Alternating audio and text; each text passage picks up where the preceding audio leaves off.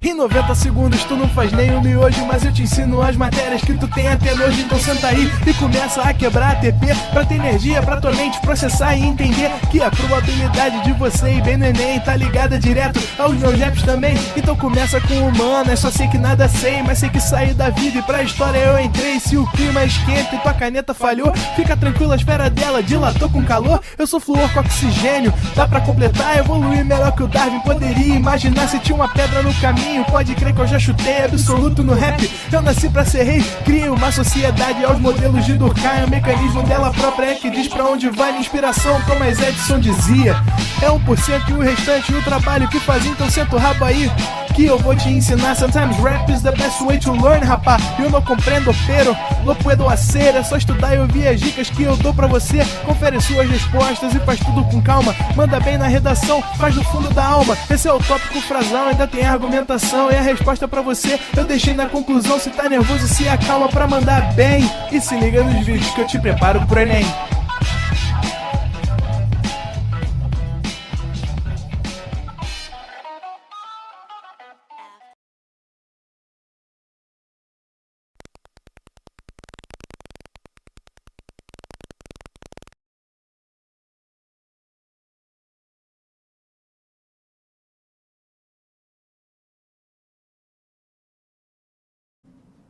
Estamos ao vivo, estamos online, Carolzinha. Boa tarde, meu povo, tudo bem?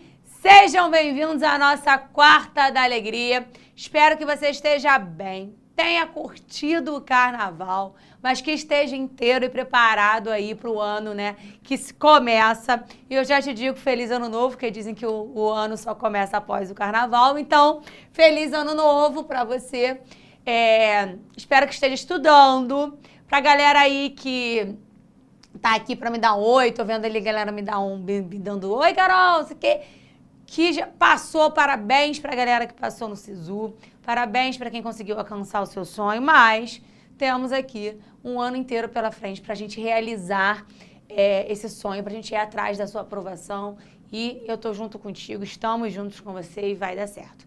Hoje é a nossa terceira, pode ser, eu acho, não sei, eu acho que terceira aula do nosso cronograma, é a nossa terceira semana, e eu tava ali lendo que tem gente que vai fazer prova de modelos atômicos amanhã, tem gente que comentou que viu em filosofia o tal do cara que falava que tudo era feito de átomos, enfim, nós vamos falar desses caras, nós vamos conversar sobre a evolução dos modelos atômicos, nós vamos conversar como o átomo é hoje e vamos saber fofoca também, que tem fofoca nesse meio acadêmico, eu chamo de fofoca acadêmica, tá? E quero te dizer algumas coisas. Carol, nunca cai isso no Enem. Mentira. Mentira, mentira, mentira. Porque isso cai no Enem, já caiu em 2018. Isso cai na prova da UERJ aqui no Rio, isso cai na prova da Unicamp em São Paulo. Então, modelos atômicos é sim um conteúdo bastante importante, bem relevante para a tua prova no vestibular. É óbvio que eu vou te dar as informações para te ajudar aí a memorizar qual o cientista, qual o teórico que falou sobre o modelo atômico. Vou te dar algumas dicas, mas é um conteúdo relevante, beleza? Deixa eu contar uma coisa, o que a gente vai ver hoje? A evolução desse modelo atômico e como o átomo é hoje. Falando nisso, Renanzito, eu não esqueci de te avisar, no final tem um link que se você puder, enquanto eu converso lá pra gente botar só um pedacinho de um vídeo pra eles verem o átomo. E tu vai ver o átomo pela primeira vez andando, Renan, andando, em movimento. Bom, deixa eu te contar uma parada. Antigamente, eu vi que você viu isso em algum momento, tudo se achava, que me ajuda aí, galera aí no chat, hein? Que vinha do ar, da terra, do fogo e da água. Tinham muitos, a gente chama de filósofos, né? Por que a gente vai chamar eles de filósofos? Porque eles não fizeram experiências científicas. Esses caras aqui que eu coloquei, eles são cientistas e por isso eles entram lá nos livros de ciências. Eles fizeram experimentos para comprovar ou para chegar mais perto da comprovação dos seus modelos atômicos. Mas teve um cara, um filósofo, na verdade, dois filósofos, o Leucipo e o Demócrito. Leucipo era discípulo de Demócrito, que eles vieram com essa ideia de que tudo era formado por átomos. Leucipo achava que a gente era formado por átomos. Já Demócrito falava que tudo era formado por átomos. E o que era átomo? Átomo, para eles, era uma pequena partícula ou uma partícula indivisível, muito, muito, muito pequenininha, que formava, que constituía tudo que a gente tem hoje, e inclusive nós, seres humanos, tudo que está em volta da gente, eram formados por átomos. E esse nome átomo, ele vem justamente do Leucipo e do Demócrito. Átomo, o A na frente no português, significa não. Tomo, divisão. Então, a palavra átomo vem de não ter divisão. Essa pequena partícula, ela era indivisível. Aí eu vou colocar aqui. Lá em 430 anos antes de Cristo, o Leucipo e o Demócrito, vou colocar os dois assim, né? Trouxeram a ideia de átomo, sendo neutro, duro e indivisível.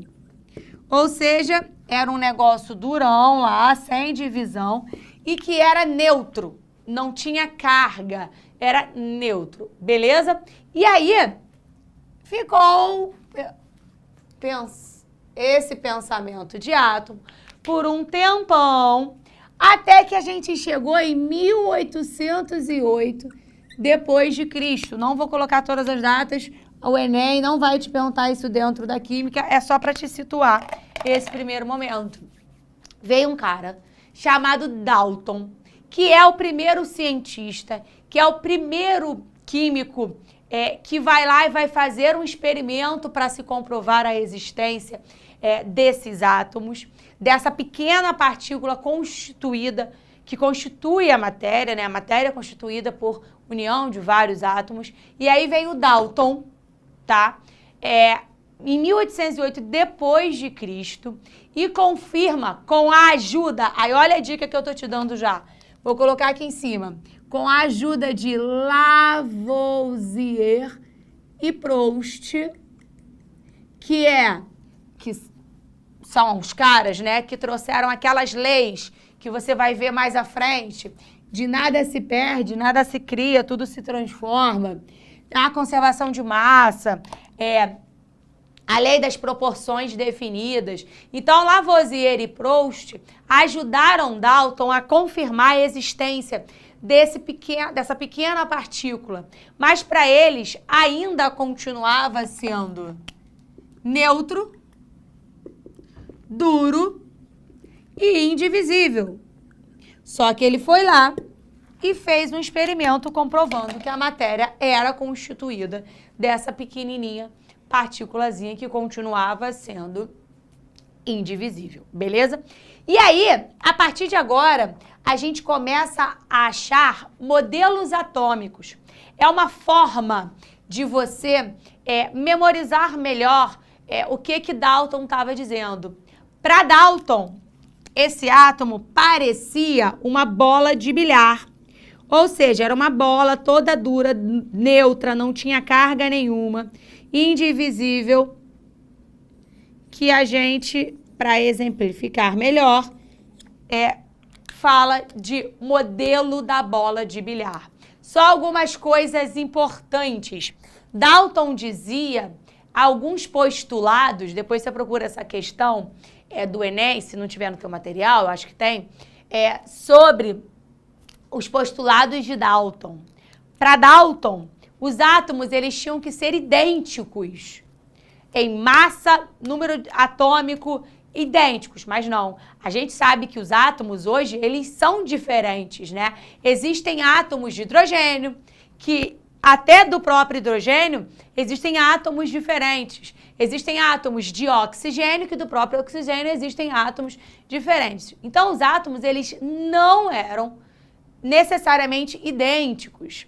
O postulado que existe até hoje de Dalton é que átomos, para serem combinados, para se unirem, eles precisam ser inteiros. E isso é verdade. O2 é a união de 2 átomos de oxigênio inteiros. Fechado? E aí, algum tempo depois, você vai ver aqui no seu material, ó. Você vai ver aqui no seu material, aqui, na verdade, 1803 é quando surge, mas a gente postula, a gente escreve em 1808, beleza? E aí vem o modelo atômico de Thomson, em 1898, caramba! 90 anos depois. Imagina, até agora, até aqui, a gente sabe que a matéria é constituída por átomo, mas a gente não tinha ali muita tecnologia, a gente não tinha como estudar demais sobre isso. E aí, ficou a ideia do átomo de Dalton, neutro, sem carga nenhuma, duro e indivisível, tá? Até que chega em Thomson. Para Thomson, agora eu vou começar a anotar umas coisas importantes, extras aqui. Thomson fez o primeiro experimento, que é o primeiro experimento que você vai ter que gravar o nome, que você vai ter que memorizar que foi Thomson que fez. O Thomson, ele veio aqui e fez o experimento dos raios catódicos. Ele foi lá, a física já estava um pouco mais avançada, já se sabia ali que existia campo elétrico e tudo mais. Ele colocou gás dentro de uma ampola que se chama ampola de Crookes, beleza? Fez um experimento, aqueceu aquela ampola de Crookes, não fica preocupado em saber como o experimento aconteceu, só lembra do nome. Experimento de raios catódicos está diretamente relacionado com Thomson, fechado? Thomson foi lá e percebeu que essa partícula dura, maciça, indivisível, não sei o que lá, ela não era neutra. Na verdade, ela era neutra, mas ela era neutra por anular cargas e não porque ela não tinha cargas. Ele descobre a primeira subpartícula. Ele descobre, então, o que a gente chama de elétron, pelo desvio dos raios catódicos dentro dessa ampola de Crookes. Não se preocupe em como o experimento acontece, porque o vestibular não vai te perguntar. O vestibular vai fazer a relação do nome do cara e do que se foi descoberto, tá? Então, para Thomson, que descobriu o elétron, que já naquela época se descobriu que ele era negativo, ou seja, aqui cai por terra tudo que foi visto. Para Leucipo, Demócrito e Dalton, o átomo era indivisível. Já Thomson agora mostra com um experimento que é divisível, tá? Ele é divisível porque ele tem uma pequena partícula que ele denominou de elétron. Elétron, a partir de agora, tem carga negativa. É a nossa primeira grande descoberta depois do átomo indivisível. Mas ele continua sendo neutro. Por que ele continua sendo neutro? Porque pelo experimento, você percebeu essa alteração, você percebeu essa presença de partícula no experimento. Mas os átomos, as matérias, elas são neutras, né? E aí ele explicou com o seguinte modelo. Olha, o átomo, ele é todo feito de massa. Essa massa, ela é positiva, tá? Ela é positiva e os elétrons estão incrustados ali, estão colocados ali dentro, como se fosse um pudim de passas. Um panetone, amo. Um pudim de passas. E aí, por que se torna neutro? Porque se toda a minha massa é positiva e os meus elétrons estão ali negativos, eu continuo tendo uma coisa que não tem carga. Porque a carga positiva anula a carga negativa. Então, eu tenho ali o que eu chamo de pudim de passas. É o modelo de Thomson. É quando ele descobre o elétron a partir do experimento dos raios catódicos. E eu vou na minha parte principal. Agora eu chego no que é mais cobrado no Enem. Em 1911, volta lá para mim, por favor. Em 1911, vem o átomo do diminêutron. O átomo que você conhece nos desenhos, o átomo que a galera tatua, o átomo que tem nos filmes, é o átomo do Rutherford. O Rutherford é um dos caras, né, junto com o Bohr, que mais é falado nos vestibulares, que mais é cobrado, porque é o modelo dele junto com o Bohr que a gente estuda até hoje, que a gente cobra até hoje. O átomo do Rutherford, Rutherford falou assim: pô, Thompson, maneirão que tu descobriu o elétron, concordo, acho sim que tem carga, acho sim que o elétron não é indivisível, mas eu vou fazer um experimento que você vai ter que lembrar, hein? É um experimento que a gente chama de experimento da folha de ouro. Ouro é a U, tá? Então, Rutherford pega... Esse experimento eu vou te contar porque eu acho maneirão. Eu acho que pode ser que apareça pra você. Ele pega uma folha de ouro. Depois eu vou apagar, só vou te explicar. Ele pega uma folha de ouro. Bota lá. É matéria. Se é matéria, tem átomo. Então, dentro daquela folha de ouro, tem vários átomos. Ele pega uma caixinha de polônio. Polônio é um elemento químico. Lembra da Marie Curie? Se você não escutou falar dela, você ainda vai escutar. Tem vários vídeos de Marie Curie no nosso canal. Muito importante para a ciência. Primeira mulher a ganhar prêmio Nobel, enfim, várias outras coisas de Marie. Mulher que descobriu a radioatividade e o polônio. E aí, o Rutherford pegou esse polônio. Ele já sabia que esse polônio emitia partículas positivas. E começou a atacar partículas que hoje a gente vai conhecer como partículas alfa. Naquela época não estava se dando nome ainda para nada. Mas eram partículas positivas. O que ele falou? Eu vou confirmar a presença do elétron agora. Por quê? Porque se na minha folha de ouro tem vários átomos de ouro, eu vou ter elétrons ali dentro. Então, eu vou ter elétrons espalhados na folha de ouro porque eu tenho átomos. Cargas opostas fazem o quê? Fala pra mim. Cargas opostas se atraem. Então, o que acontece? O que ele ia esperar? Já que eu tô colocando partícula positiva ali, eu sei que tem partícula negativa, vai acontecer o desvio. Dito e feito, é óbvio que ele viu isso dentro de um campo fotoelétrico, tá? Dentro da física lá, ele conseguiu perceber o desvio do ângulo. E ele desvia o ângulo justamente porque a carga positiva está sendo atraída pelo elétron. Bingo! Tem elétron. Rutherford confirma que tem elétron. Mas o Rutherford não esperava duas coisas. O Rutherford não esperava que algumas dessas partículas passassem direto sem desvio nenhum. Por que passou direto sem desvio nenhum? Tem espaço vazio. Ele começa a descobrir, então, que ele não era duro e maciço. Ele tinha espaço vazio. Por causa do não desvio. Mas o que Rutherford não esperava é que algumas partículas voltassem. E se voltam, é porque encontram partículas mesma carga e se repelem. Opa, quer dizer então que aqui dentro tem alguma partícula positiva também. Porque se as partículas positivas que eu estou colocando lá dentro estão encontrando partículas iguais e estão voltando, quer dizer que o átomo tem partícula positiva. Foi assim que Rutherford descobre a nossa segunda partícula, o próton.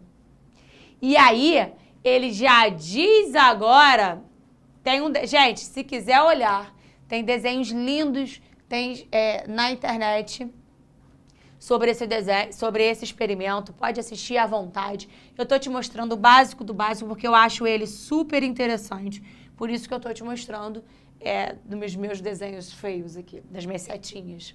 E aí, o que acontece? Algumas partículas voltam. Se elas voltam, a gente confirma que tem coisas iguais a ela. Confirma a carga positiva. E aí, olha que doido. O que Rutherford diz pra gente? Que tem próton, ou seja, a partícula positiva ele denominou de próton. E ele diz agora que o átomo ele é dividido em núcleo e eletrosfera. Lembra do espaço vazio? Para ele, esses prótons estavam todos dentro de um lugarzinho. Essa carga positiva, todas dentro de um lugarzinho aqui, tá?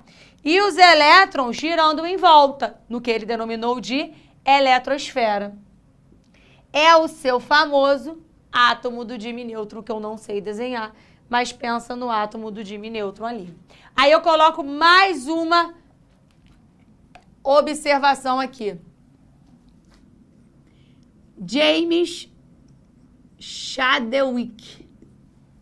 O James Chadwick, ele falou assim, calma aí, Rutherford, como é que eu posso ter num negócio muito, muito, muito pequenininho cargas positivas sem explodir, sem que aquilo ali faça com que não tenha átomo? Como é que o meu núcleo existe? Se cargas iguais se repelem, como eu vou fazer para o meu núcleo existir, já que eu tenho ali dentro várias cargas positivas iguais? James, estudando, descobre que tem uma partícula que impede que os meus prótons se repulsem. Ele chama essa partícula de nêutron. Então, aqui é o momento que a gente também descobre o nêutron, que tem carga nula. O nêutron serve para estabilizar o núcleo. Antes de eu continuar para falar de bora, eu quero responder algumas perguntinhas ali. Ó, a Letícia me perguntou, no modelo de Thomson, o átomo é maciço? Sim, Letícia. No Thomson... Não, no Thomson, ele é maciço. A massa é positiva e eu tenho ali elétrons incrustados, tá, Letícia?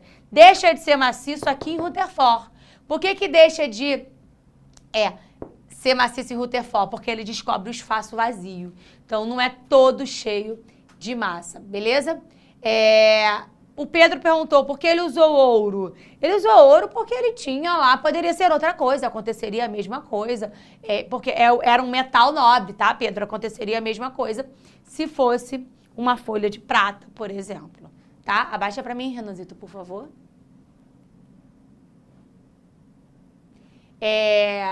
Claro, Wesley, que eu explico. Vem para cá. O que é o modelo de Rutherford? Não se liga, não se prende ao experimento, tá? Se liga no que ele descobriu. Ele descobriu, através das folhas de ouro, que existia, sim, o elétron, porque ele começou a atacar a carga positiva. Essa carga positiva foi desviada. E, obviamente, é desviada por causa da presença do elétron. Se tem carga negativa, vai desviar. E desviou. Por isso que ele descobre, ele afirma o elétron. Ele também descobre que tem espaços vazios. Por isso que você descobre esses espaços vaziozinhos aqui. Mas ele descobre também a carga positiva. Por que ele descobre também a carga positiva? Porque muitas dessas partículas que eu estou colocando estão voltando. Se elas estão voltando, elas estão encontrando partículas de mesma carga. E aí ele confirma a existência do próton. E aí o modelo de Rutherford é o modelo do sistema solar, planetário, o que você quiser chamar. Eu chamo de sistema solar ou átomo do diminêutron. Agora aqui eu já tenho Aqui eu já tenho um átomo bonitinho, com núcleo e eletrosfera. Mas para Rutherford, esses elétrons estão girando de forma aleatória em volta do núcleo, sendo atraídos pelo núcleo, que é positivo. Aí eu quero lembrar mais uma coisa. O que é o nêutron mesmo? O nêutron foi descoberto por James para confirmar a existência do núcleo. O nêutron é uma subpartícula de carga nula que serve para estabilizar o núcleo. Não deixar com que as minhas cargas positivas se repulsem. É como se fossem barreiras. Imagina que eu tenho carga positiva, um nêutron no meio, para impedir com que os meus prótons se repulsem, beleza? E aí vem um cara, aí deixa eu te contar a fofoca acadêmica. Tinha um cara que trabalhava com Rutherford chamado Bohr. Talarico de Rutherford. Roubou a mulher dele, tá? O Rutherford era casado, o Bohr foi talarico, eram amigos, trabalhavam no mesmo laboratório, não é à toa que, olha aqui, ó, as datas são muito próximas. O modelo de Bohr foi de 1913. 2 anos depois, trabalhavam juntos, talarico de Rutherford. O Bohr diz agora tudo que Rutherford tinha dito. Existe núcleo, existe eletrosfera, existe prótons, nêutrons e elétrons, mas a eletrosfera ela não é essa zona. A eletrosfera é dividida em níveis. É aqui que a gente chega no átomo que a gente estuda para os vestibulares. Núcleo e 7 níveis. 1, 2, 3, 4, 5, 6, 7. 7 níveis de energia. Então, para Bohr, essa eletrosfera, e a gente vai estudar ele na próxima aula, vai falar só de eletrosfera numa aula nossa aqui, mas o Bohr arruma a ideia da eletrosfera dizendo que ela é dividida em níveis, em 7 níveis de energia, que não é essa zona que era que o Rutherford pensava, ainda roubou a mulher dele, né? Mas tudo bem. Só que hoje o modelo atômico que cai em prova, que a gente pergunta, que cai em vestibular, é o modelo de Rutherford-Bohr. É um nome só, Rutherford-Bohr, que é esse modelo aqui. Por que leva o nome de Rutherford? Porque foi ele que descobriu o núcleo, dá licença. Rutherford-Bohr, esse modelinho aqui, fechado? Aí vem um cara, logo depois, eu nem sei se tá nesse nosso coisinho aqui, a gente já chega em 1926, mas eu vou colocar ele aqui, tá?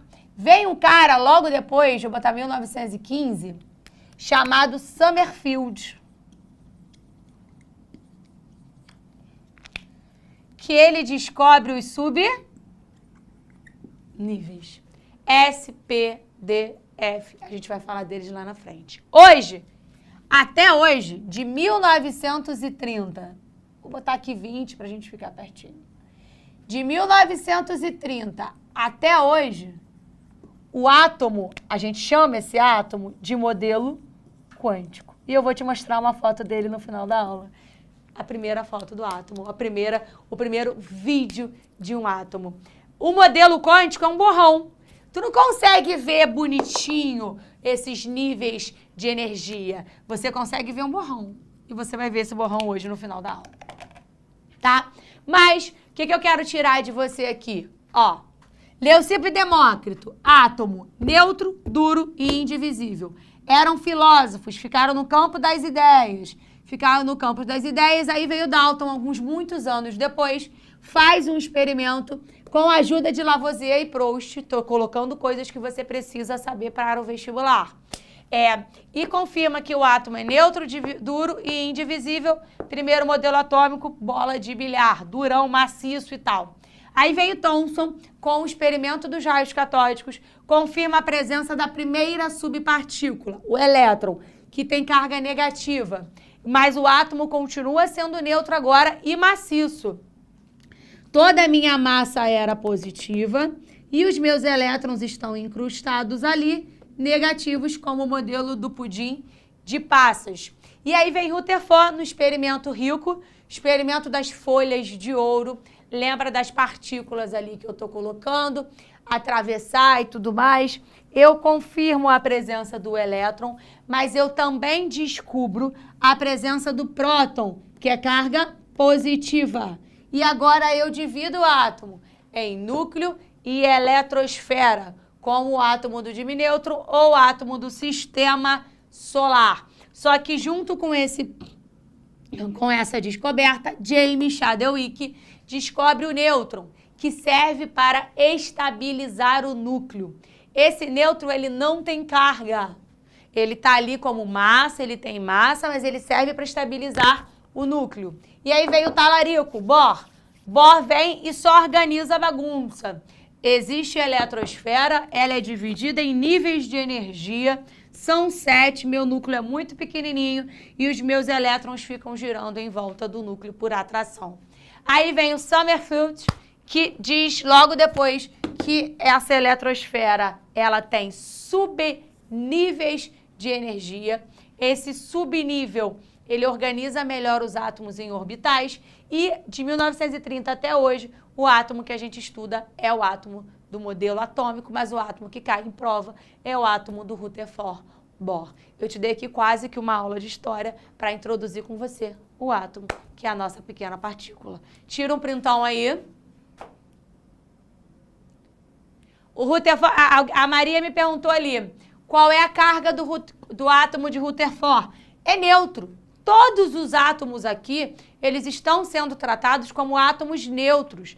E por que como átomos neutros, Carol? Porque eu tenho próton e eu tenho elétron, tá? Eu tenho ali o meu átomo se tornando neutro porque eu tenho cargas iguais. Eu tenho carga positiva e carga negativa, que faz com que ele fique neutro. Eu tenho ali uma neutralidade na quantidade de cargas. Fechado?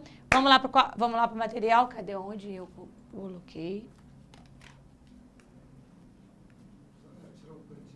Ah, deixa eu tirar, deixa eu deixar.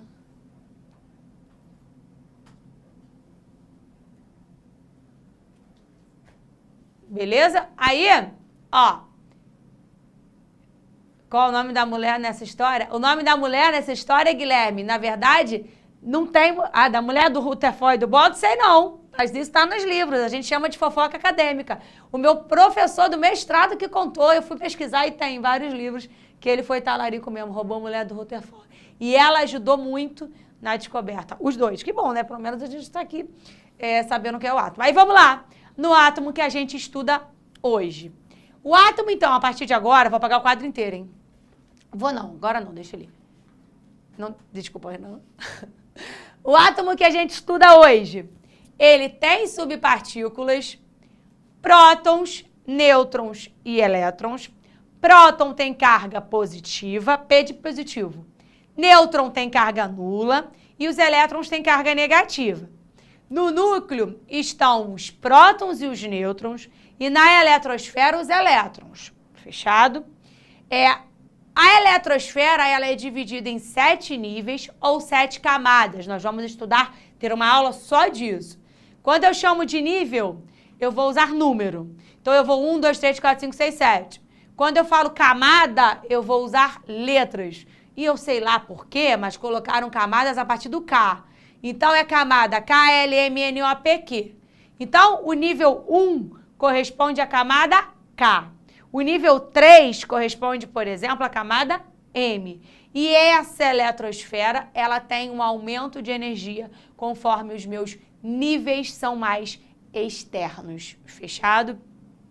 No seu estado fundamental, as partículas de cargas positivas são iguais às partículas de cargas negativas. Foi isso que eu acabei de responder ali. Por isso que o próton é igual em número que os elétrons num átomo nêutron, no átomo no seu estado fundamental, tá? As ligações entre os átomos podem acontecer pela eletrosfera e acontecem pela eletrosfera. As ligações entre os átomos acontecem com compartilhamento, perda ou ganho de elétrons desse aqui que está na eletrosfera. E aí, por definição, eu vou responder uma pergunta ali do Tales, antes de eu entrar aqui no átomo que estudamos.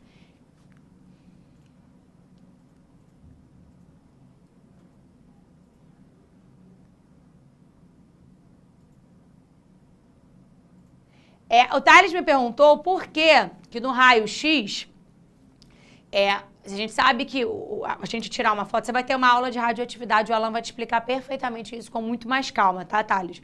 Mas a pergunta dele é, por que na hora do raio-x a gente tira uma foto, e o raio-x é emissão de radiação, e a gente consegue tirar foto do osso, né, por conta dessa emissão de radiação, por que consegue atravessar a massa do tecido e não o osso? Por densidade, beleza? E aí, olha pra cá. Por definição, prótons, tá dentro do núcleo, são partículas de carga positiva e são eles que mandam no átomo. O número de identidade de um átomo é o número de prótons. A gente chama número de prótons também de número atômico e a gente representa ele por Z. Tudo bem? Então, eu tenho ali o número de prótons, que são as partículas positivas, e eles são chamados de número atômico, código de identidade de um átomo. O meu número de identidade é diferente do número de identidade do Renan, que é diferente do número de identidade da Ana, que é diferente. O número de identidade é o número atômico, ou seja, é o número de prótons, está dentro do núcleo. Os nêutrons são partículas de carga nula e os elétrons são partículas de carga negativa. Aí deixa eu te contar uma coisa. Essa caneta pesa, você pesa. As matérias que estão em volta da gente pesam. E pesam porque os átomos pesam. E pesam por quê? Pesam porque tem neles partículas que têm massa. E que partículas são essas, Carol? Lembra que nós temos 3? Próton, nêutron e elétron. Não foi isso que a gente acabou de ver? Então, mas nem todas as 3 têm massa. Tá? Nem todas as 3 têm massa. Ai. Que é o que eu vou te mostrar agora.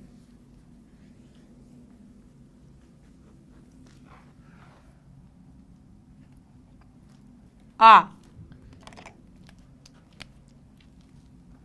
Os prótons positivos, mesma coisa que número atômico, é o código de identidade do átomo, pesa 1.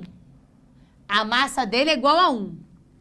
Os nêutrons não têm massa, estão dentro do núcleo e também pesam 1. Os elétrons, que têm carga negativa, estão na eletrosfera e têm massa desprezível. Se a gente parar para pensar, a massa de um átomo deveria ser, a gente representa a massa por A, tá? Atomic mass. A seria prótons mais nêutrons mais elétrons. Só que esse elétron aqui tem massa 1 sobre 1836. É um negócio muito, muito, muito perto de zero. É 0,00001. Então, esse elétron é como se ele tivesse massa desprezível. Para que você vai ficar colocando, né, alguma coisa mais 0,00001? Então, a gente pensa em massa de um átomo sendo prótons mais nêutrons. Tudo bem? E um átomo no seu estado fundamental é neutro. Então, eu posso dizer que um átomo no estado fundamental tem o seu número de prótons igual ao seu número de elétrons. Tá? Carga positiva é igual a carga negativa. Por isso que eu tenho um átomo neutro. Fechado? E aí eu quero te mostrar um exemplo que eu coloquei aí. Alumínio. Todas as vezes que a gente pensar em representação de um átomo, a gente vai pensar daquele jeito ali.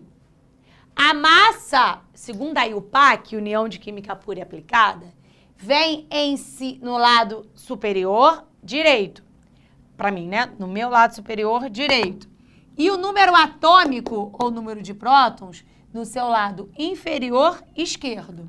Então, 27 é massa, 13 é número de prótons. Se 27 é massa, opa, lembra que eu sei que massa é prótons mais nêutrons?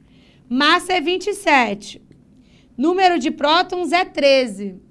Eu consigo descobrir o meu número de nêutrons. O meu número de nêutrons é 27 menos 13, 14. É uma continha matemática. 27 é tudo. Tudo não é prótons mais nêutrons? Se eu sei que massa é 27, número de prótons é 13, quanto é meu número de nêutrons? 14. Eu consigo descobrir a partir disso aqui quanto eu tenho de nêutrons. E quantos elétrons, Carol? 13 também, porque o meu átomo é neutro. 13 cargas positivas, 13 cargas negativas. É assim que você chegou no seu número de massa. Escrevi o exemplo para você. E só para te contar o que é um elemento químico, eu já te falei isso na primeira aula, na aula 0. É um conjunto de átomos com o mesmo número atômico. Então, o oxigênio, por exemplo, Z igual a 8. 8 é o número de prótons do oxigênio, tá? O que é alotropia? Já falei isso também aqui, mas vou falar agora. Alotropia é quando eu tenho o mesmo elemento químico formando substâncias diferentes. Por exemplo, O3 e O2. Gás ozônio, gás oxigênio. São duas coisas diferentes, duas substâncias diferentes, formadas pelo mesmo elemento químico. Eu digo que eles são alótropos por atomicidade, né? Quantidade de átomos. Então, eles são alótropos por atomicidade. Alotropia é quando a gente tem o mesmo elemento químico formando substâncias diferentes. Eu vou falar de novo sobre isso na semana que vem. E aí eu chego na nossa última parte. Olha que legal. Eu botei aqui uma reportagem para você de agosto de 2022. Tem 10 meses, mais ou menos, né? 10 não, que isso? 8 meses por aí, que ele coloca: cientistas obtêm primeiras imagens de átomos nadando em líquidos. E aí foi feito um experimento, fez-se um vídeo e eu vou te mostrar o átomo todo, que todo mundo teve trabalhão para arrumar, todo mundo teve lá, brigou, roubou a mulher, foi fazer 500 experimentos para saber se era verdade ou não e tal. Hoje a gente tem um vídeo. Vem cá para tu tirar print disso aqui enquanto o Renanzito bota ali, por favor. O videozinho bonitinho.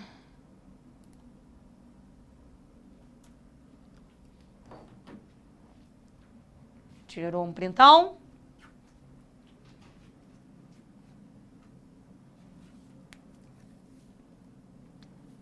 Aí deixa eu ver se tem mais alguma pergunta aqui. Jair me perguntou assim: quando eu digo que eu tenho partículas positivas sendo colocadas na folha de ouro, são partículas alfas. Você vai ver mais à frente que são prótons. Então, sim, se for responder nesse primeiro momento, né, Jair, se era prótons, eram. Mas a gente não sabia naquele momento ali que eram prótons. Sabiam que eram cargas positivas. Tudo bem? Foi? Olha aí, ó. Olha agora. É muito rápido, tá? É só pra você... Olha eu no átomo. Pode dar play. Olha isso. Eu não falei pra você que era um borrão? Essas coisas claras aqui, você tá vendo tudo roxo, e você tá vendo essas manchinhas mais branquinhas. São átomos. Isso aqui são átomos andando pelo líquido. Ou seja, não dá pra você dizer que tem 7 níveis, 7... camadas, que você consegue ver o núcleo, não é tão bonitinho, definidinho como a gente te ensina didaticamente. É um borrão. E esse borrão tá aí, ó, um vídeo feito pela primeira vez de átomos nadando em líquidos. E eu termino a aula comigo e os átomos. Eu te espero na próxima quarta. Um beijo, até lá. Assista nossas aulas a hora que você quiser. Vem com o Pro, o cursinho online que mais aprova no Enem. Assine em proenem.com.br.